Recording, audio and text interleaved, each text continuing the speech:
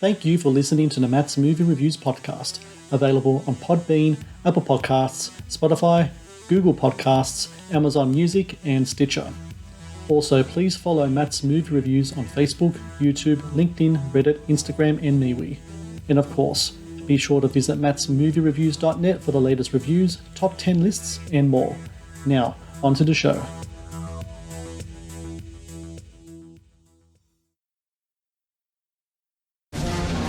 Tonight, we'll have enough vampires to take over this city. Ah, look, here comes the bride.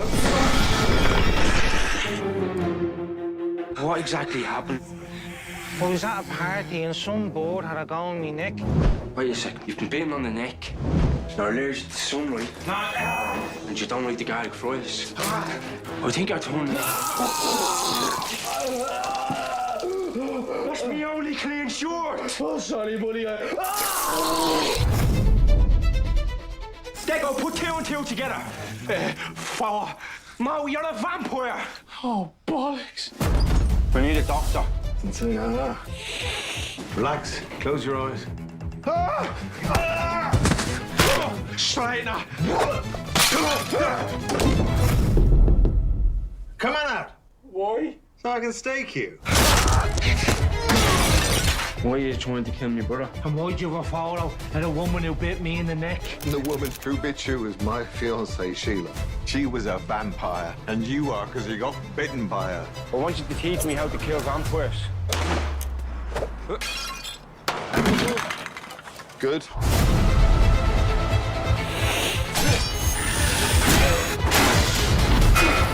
Payback.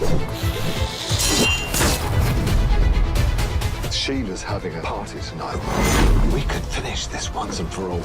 I'm gonna drink you up. Get off!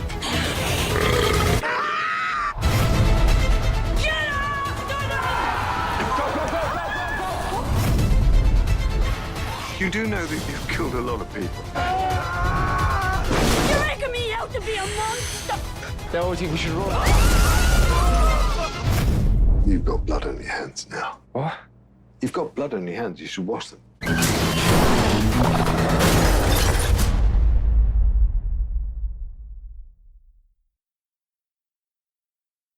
Hello and welcome to the Matt's Movie Reviews podcast. I am your host, Matthew Pejkovic, and this is episode number 425.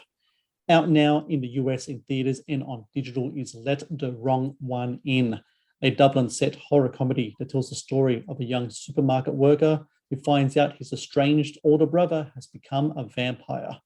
A funny and blood-soaked creature feature that also delves into themes of addiction and forgiveness. Let the Wrong One In is also the latest film from Irish director Conor McMahon, who I'm glad to say joins me now on the podcast. Conor, I thank you so very much for joining me today. No problem. Good to be here. You know, I do my research as I'm prone to do, and I came across this interview. I think it was from like a couple of years ago that you did. You're talking about, you know, your filmmaking process, etc. And this interview, actually, it was from 2016, so around 6 years ago. And at the end of the interview, they asked you, what are you working on? And funny enough, you said you're working on what you refer to as a vampire junkie movie. So this story has been with you for quite some time. Where did the idea come from to kind of like delve into this realm of horror filmmaking? Because beforehand you did kind of like zombie films and you had Stitches as well. This is something a little different than what you did have done before. Yeah, I think it came together in a number of different ways. Like even back then, I knew I wanted to do a vampire. I had the idea of a vampire film very much set in Dublin, but I hadn't found the story yet. You know, I literally, that's all I had. It was like a vampire with a Dublin accent. And that kind of made me laugh. There was something about it. It was like, because it's something, you know, I've never seen or, you know, usually vampire films are set in other countries, not in Dublin. And it seemed odd to me as well because Bram Stoker's from Dublin. And so we did have that connection. It felt like there should be a vampire film set in Dublin. And I think that the two things that added to that idea, I think that made it come together was one, I figured the story I wanted to tell was about, and it was a thing that sort of happened to me, and maybe a lot of people you have these sort of manipulative people in your life that Mhm. that you somehow want to get rid of and you can't, and you end up blaming them all the time.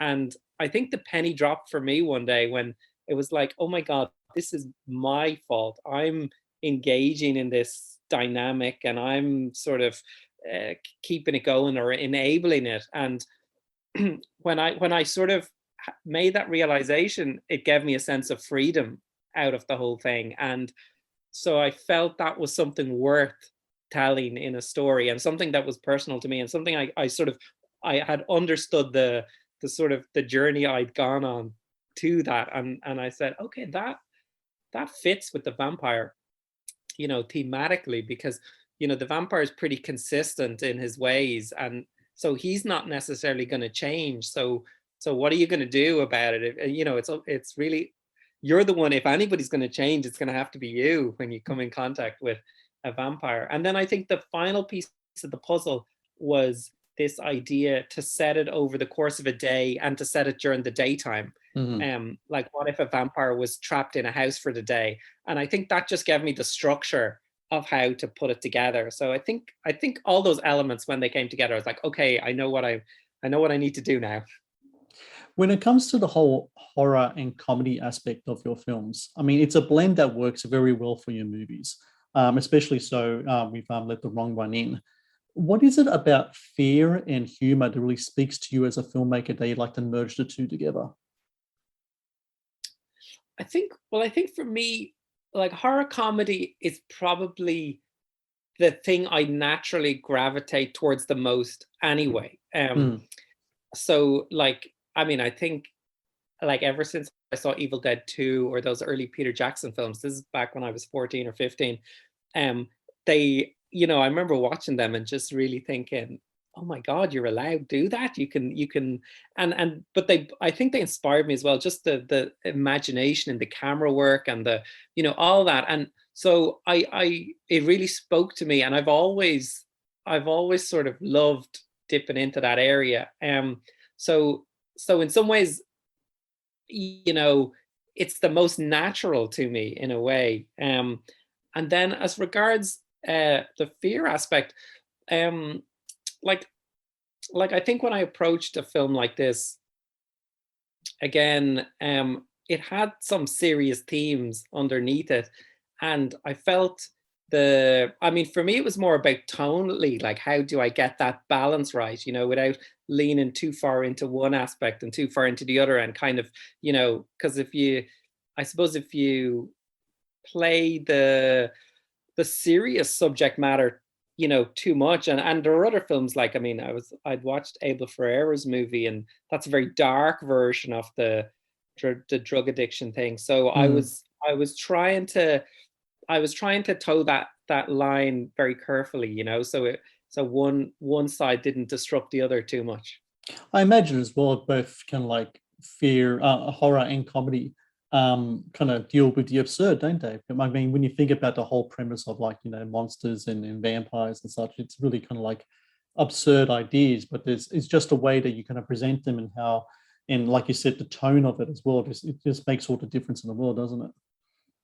Yeah, exactly. And it's a genre that's very familiar, to people, and in a way that made it easier to work with a particular message or an idea, because I didn't want to have to reinvent a whole bunch of rules for people. I kind of wanted to get to the story and the, just the characters, and just almost play with the idea that everybody understands the rules already, almost. Yes. I want to talk about the casting in the film. So from what I read, like, initial casting was like 3 or so years ago, and one of the first people we actually saw was Owen Duffy, who plays the role of Deco. He's kind of like estranged older brother. He's the addict who kind of like becomes the vampire, which is like ironic in its own kind of sense. What was about Owen when you first met him that you knew that he was your Deco for your film? I think because he was able to, first of all, he's from Dublin, so he had a very good grasp of that particular accent and how, and the turn of phrase, and that you know, it's from a very specific part of Dublin. You know, it's for people who don't really know Ireland. Like you could go, you know, if you go to the other side of the city, the people speak completely different accents. So so I needed somebody that was able to do that accent, but also do it in a way that was humorous. And you know, I don't know what that quality is exactly, other than that he made me laugh, you know, and that other people didn't make me laugh. So and I think he also had a very good talent for improvisation, which I knew would help me a lot. And you know, or it would add to the material. It would add to whatever I had wrote already. So I mean, he was the first guy I cast, and I think almost in the first or second just round of auditions, I think I found him very early. Yeah. There's something about the character of Deckard, it's of the pathetic that's about him, and I was trying to figure out what it was, and I think the two things that really kind of stood out more than anything else is, number one, the tracksuit kind of like attire that he has on, and number two, the moustache. As pathetic a moustache as you can ever see in any kind of movie. When did the moustache come into play? Was that something that was always there? Is that something that kind of like Owen kind of brings to the table? How did it all come about?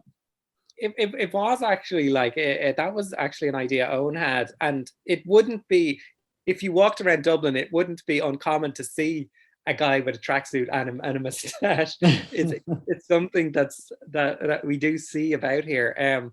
But yeah, it was that idea that it wasn't a great mustache, you know. It was, like you say, something kind of pathetic. And I think that was one of the things Owen brought to the role, and it was the reason I shot the promo, is because on the page there was a danger, or people who read the script thought that character might be unlikable. And you know, and they thought even, oh, you should rewrite it this way and that way. And I was like, no. Like I really felt if I got the right actor, he'd be, because it almost required that patheticness for you to like him. You know, there's a sense where you see his vulnerability as well. You know, because you know, he, in some respects, he doesn't have a choice. You know.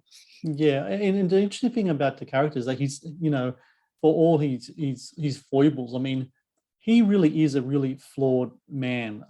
The addictions that he has, and what's really interesting about the film is that, the jokes aside and the horror aside, it's kind of almost kind of like a love story between these two brothers. Like the younger brother has this very kind of a love for his older, really flawed older brother. And no matter what happens to him, and literally he becomes like a, you know, a creature of the night here, he doesn't give up on him. There's something kind of endearing about that. Yeah, and interesting, it wasn't originally written like that, because I originally wrote it as two friends, and it was actually only in the casting process, because I was looking for another mid-20s, you know, guy to play off Deco, and I couldn't find anyone. It was more that it just never worked, because I don't know, maybe it was the two guys were always too similar or whatever. And then just by accident, somebody had told Carl about the auditions, and he arrived down, and I looked out and I said, sure, this guy was 15 at the time, and I was like, he's totally wrong, but I didn't want to send him away, and he came in, and then the minute he started reading against Owen, it was like, oh yeah, they should be brothers. Like it just finally clicked. And I think there was something as well about a younger kid reading or talking about vampires that just had, he still had the sort of magical feeling towards vampires, you know, like, oh, you could turn into a bat, and you know, like that all came out of a younger person dealing with a vampire in a way that when it was the two older people, it didn't have any of that kind of the wonder, you know, the kind of the so yeah, it was one of those things where the casting actually really impacted the script. I kind of felt sorry for Carl when I was watching the film, because it happens several times during the film where he just gets loaded on with just a stream of blood constantly throughout the movie, just spewing all over him. I'm curious, how many liters of blood did you go through in the production of this film? Oh, there was a lot. And I always got very excited when I saw those guys show up with their canisters of blood and their tubes. And it was sort of like, make way for the blood sprayers. but and it was, I mean, it's one of those things you can you only have a certain amount of takes at it, you know, because really the house gets destroyed pretty quickly. But we had some like one of the blood sprayers had a little button where the actor could press it, so he could time it. You know, he could time it better to when he was vomiting, you know, and that kind of thing. So that really helped. The Matt's Movie Reviews podcast is brought to you by 80s Tees. 80s Tees is an online retailer of licensed t-shirts and pop culture gear from your favorite movies, TV shows, cartoons, video games, comic books, and musicians.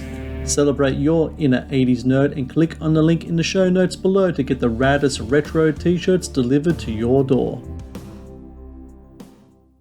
The Matt's Movie Reviews channel is brought to you by Loot Crate. Founded in 2012, Loot Crate is the worldwide leader in fan subscription boxes. Loot Crate partners with industry leaders in entertainment, gaming, sports, and pop culture to deliver monthly themed crates, produce interactive experiences and digital content, and film original video productions. No matter what you geek out about, Loot Crate has a subscription box for you. To get your very own exclusive collectibles, apparel, and gear delivered to your door, be sure to click on the link in the show notes below. The Matt's Movie Reviews podcast is also brought to you by Vudu. Watch the latest movies and TV shows anytime, anywhere. No subscriptions, no contract.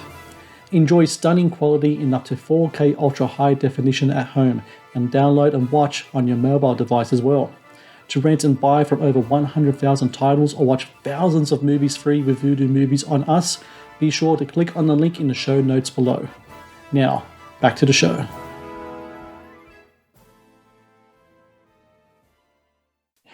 What's your approach to practical effects compared to the work earlier in your career? You know, over the years, I'm sure the technology must have improved, and the way that you can apply it in your films has improved over the years as well. Working with practical effects in this movie, do you find you have kind of like much more of an understanding of it now as a filmmaker?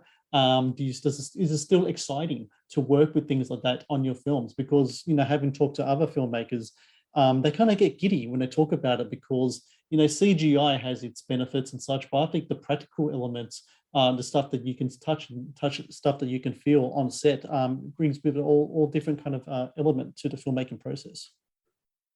Totally, and it also there's always that element of when you're filming something like with the blood spray, you never really know exactly how it's gonna come out or how it's gonna land or what it's gonna ricochet off, or so there's always this, you know, element that you're never gonna get in the computer. You know, the computer almost does it too perfectly, or it doesn't have that element of surprise.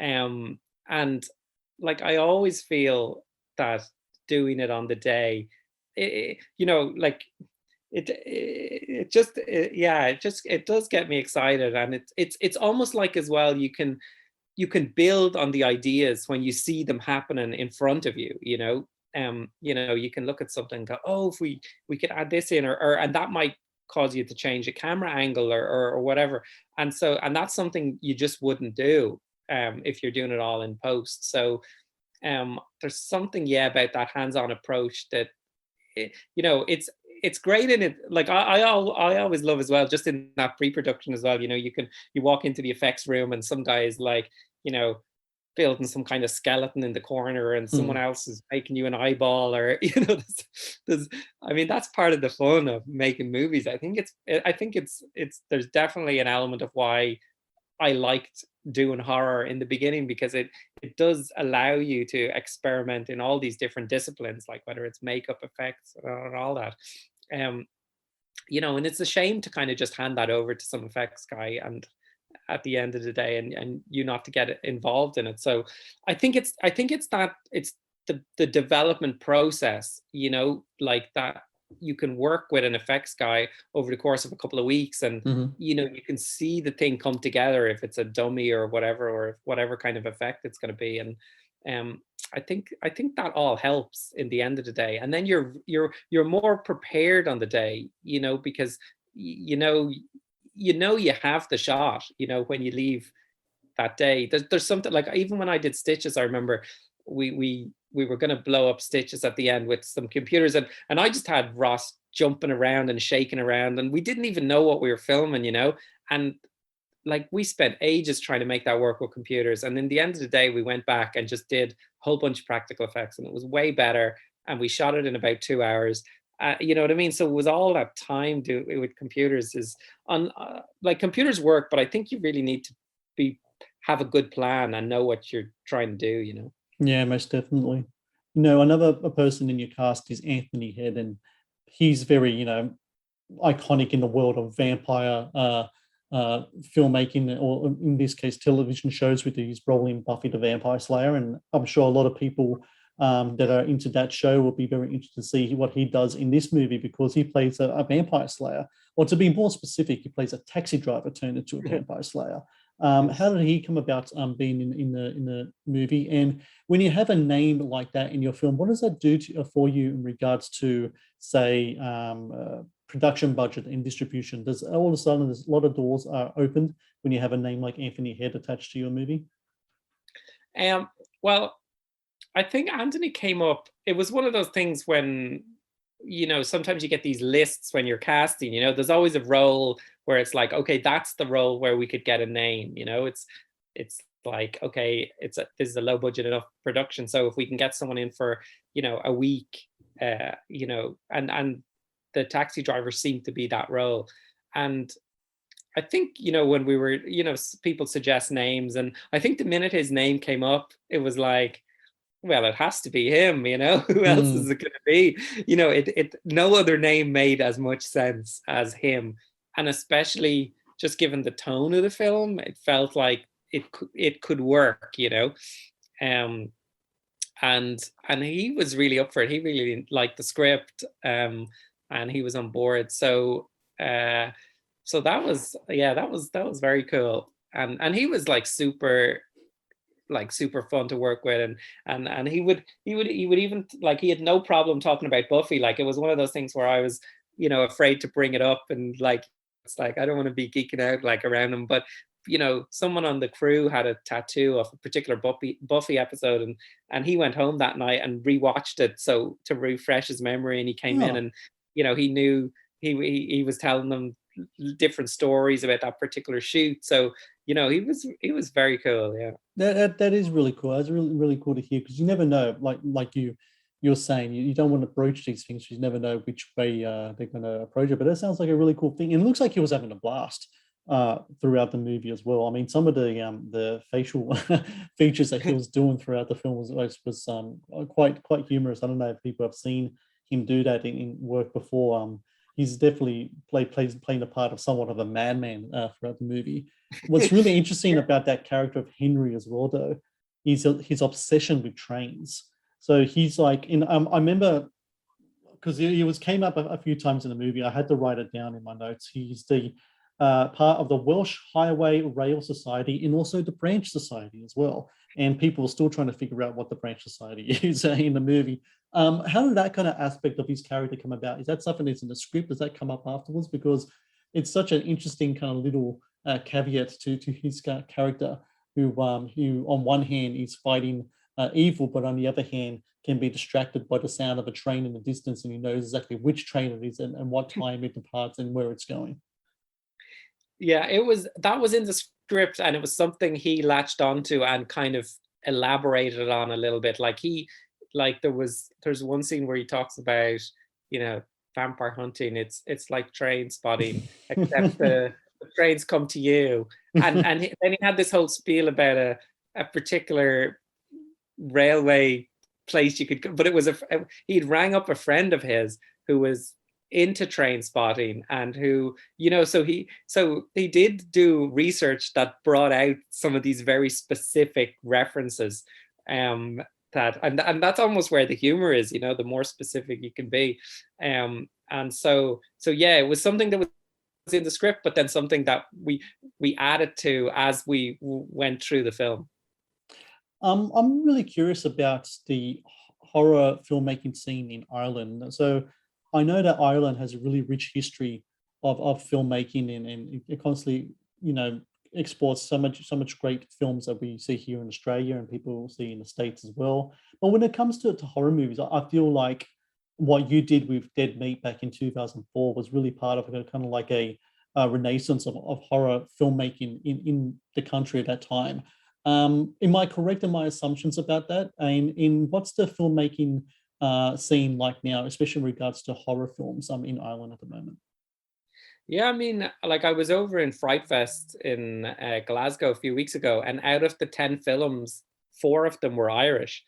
Um, so it's definitely very strong. Like there's films out now like the Cellar, You Are Not My Mother, which is doing very well. And so I think yeah, and there was the one a few years ago, The Hole in the Ground, which did very well, I think, internationally as well. So it's definitely been and it's funny because a lot of the guys making the horrors are people I would have went to college with back, maybe 15, 20 years ago. And it's just it's sometimes taken that long to get the films out there or get into a position where you can make those horror films. So I think definitely I would say there's more horror films being made now, definitely than before, and especially in the last 5 years. So yeah, and I think people like, because it always struck me over the years, like horror, like Ireland does have this connection with whether it's folklore or it like ghost stories, where like we kind of, when we tell a ghost story, it's almost like it's like you believe it, or the folklore that's passed down is passed down. It's like, like my mother would have told me stories, and it's like, she would have told me like they're true, or if it's something I always noticed in Europe. If you go to a ghost hunting tour in Ireland or the UK, they're going to tell you those stories as if they're real. And whereas sometimes if you go to other countries, they tell them like they're totally silly, like, you know what I mean? But there's a sense that these things can happen here, you know what I mean? I think maybe it's the history or the old crumbling castles or the, our connection with sort of fairies and that kind of folklore, so it feels like it hasn't really been exploited in a way that other countries have sort of exploited their folklore. It's almost like people aren't telling those stories around the fireside anymore, so it seems natural that the next step would be to bring it into movies. When it comes to yourself and what you have got next, I mean, Let the Wrong One In. I mean, in regards to feature filmmaking, the last feature film you had was From the Dark, which was back in 2014. You worked in shorts, you worked in TV. This is kind of like something of a, return back to like not only filmmaking, but horror filmmaking for yourself. Do you foresee more kind of horror films in your future as well? And if so, so far you've done zombies, you've done killer clowns, now you've done vampire junkies. Do you have any ideas of what you want to broach next? Or do you not look at your films as kind of like what type of creatures you want to tackle? Is it really story driven first? How do you kind of like broach what films you want to do next? And are we going to see more of you sooner rather than later? Because I've got to say, it's good to see your films back on screen as a fan of like Stitches and your other work. It's been a pleasure to watch your film again. Cool, thank you. It's funny because the films I've wanted to make often aren't the films I end up making. In a weird way, it's like, like over the years, like I've always wanted to do a kids horror movie. I've wanted to do like maybe, God, like 10 years ago, I wrote a film about witches. I'd really like to do witches, and and it's funny because sometimes it's the film that will get the funding is the one that you make, or maybe sometimes you just have the idea, like I really want to do an Irish folklore movie, but sometimes it takes a long time to either get the idea, it's the clarity of the idea is sometimes the hard part. Like with the vampire film, I was so clear, like the minute I got that idea, it was like I know exactly what this is. And I think that really helps the whole development process because you know what you're trying to tell all along the way.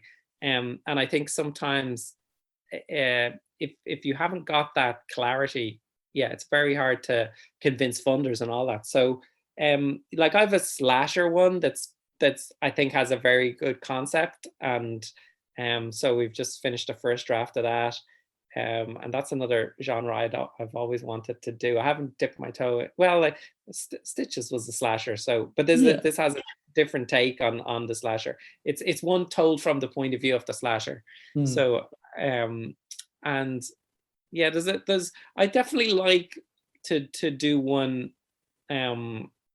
Like I said, that's another very Irish based one, because what I really enjoyed about the vampire one was setting it in a world that I was very familiar with, and you know, and an area that I was familiar with, and even if it's not exactly there's something about I mean, people do say write what you know, so it's how do I marry my love of horror with my, you know, what I know from growing up, you know. And I think that's definitely the element that I'd like to keep consistent in the next film. Well, for everyone listening out there, out now in theaters in the US and on digital, Let the Wrong One In.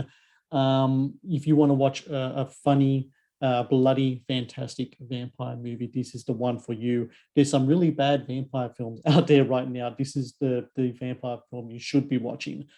Take it from me, I've seen both vampire films that are out in cinemas right now, and Let the Wrong One In is definitely the one you should watch. And I think it's a triumphant welcome back from you, Conor, back to the big screen, back to horror filmmaking as well. And look, I really enjoyed Let the Wrong One In. I really did. I found it so funny. I love the practical effects. I love your approach to kind of like the whole kind of vampire mythos and what you've really done with it, and the performances as well. And I can't wait to see what you do again. And hopefully you and I can talk again in the future sooner rather than later. Great. Thanks a million. Thank you for watching the Matt's Movie Reviews channel. Please subscribe for more reviews, podcast interviews, and exclusive content. Also, if you would like to request a review and support my work, please join my Patreon via the link in the description below.